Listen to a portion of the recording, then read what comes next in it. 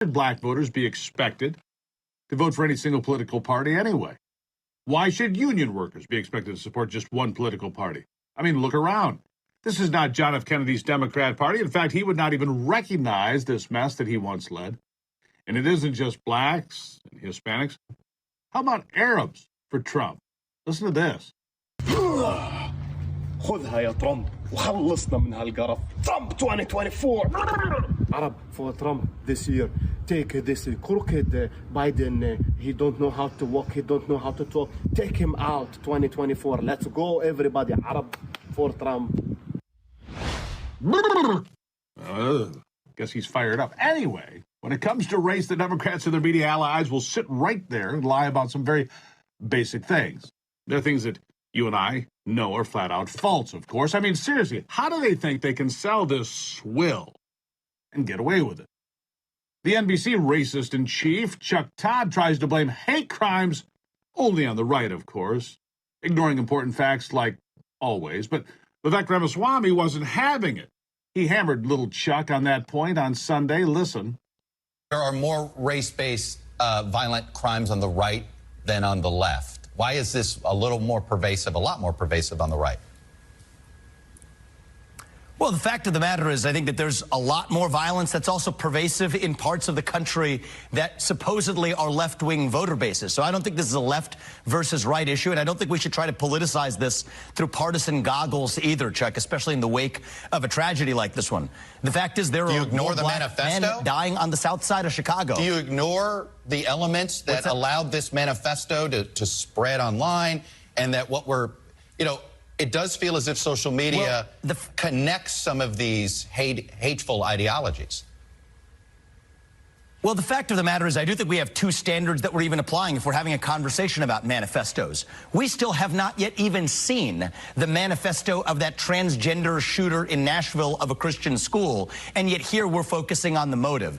So if we want to look at this through a politicized lens, let's look at what the political media and the political establishment is doing differentially in how they analyze different crimes and then create a new narrative around it.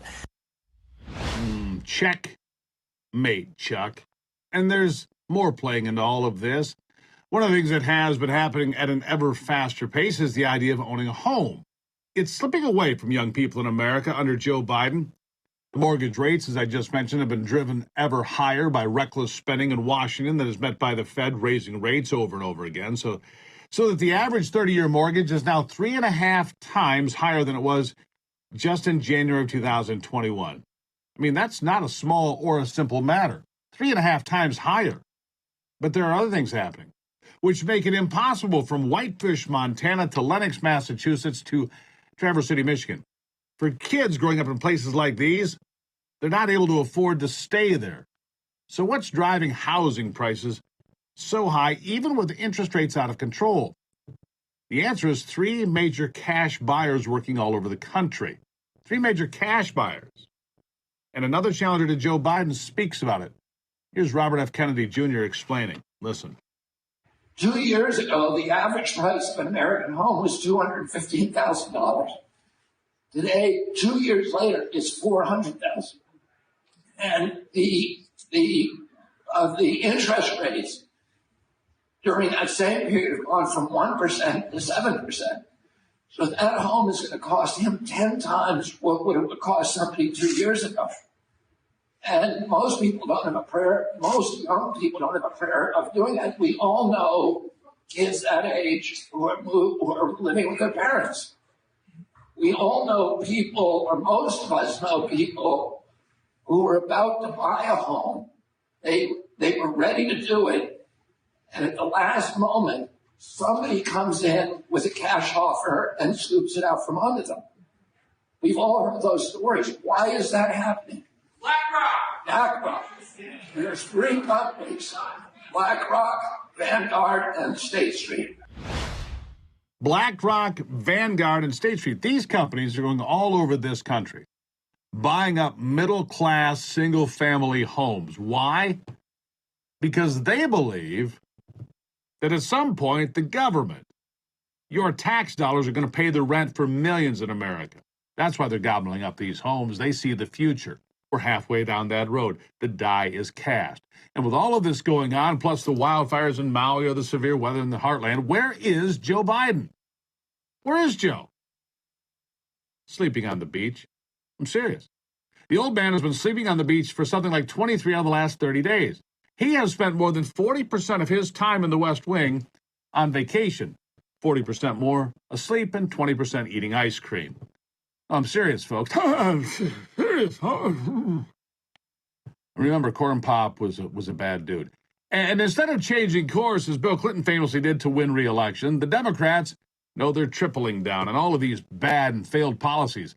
Listen to the Democrat and billionaire governor of Illinois, J.B. Pritzker, defend the senile old man known as Joe Biden. Here it is. Well, I think when you put up a candidate directly with Joe Biden and compare the records, Joe Biden is doing much better than any Republican could. And like I said, he's gotten a lot done. You're saying that you guys keep repeating that Joe Biden is older than you think he should be. But remember, he brings a ton of experience. This is a guy who's spent years in the United States Senate. He's worked across the aisle. Look at how much he's gotten done because he's worked across the aisle. And why would you throw all that out? The hell's he gotten done? Where has he worked across the aisle? When Kamala Harris is casting the deciding vote over and over again? I mean, be serious.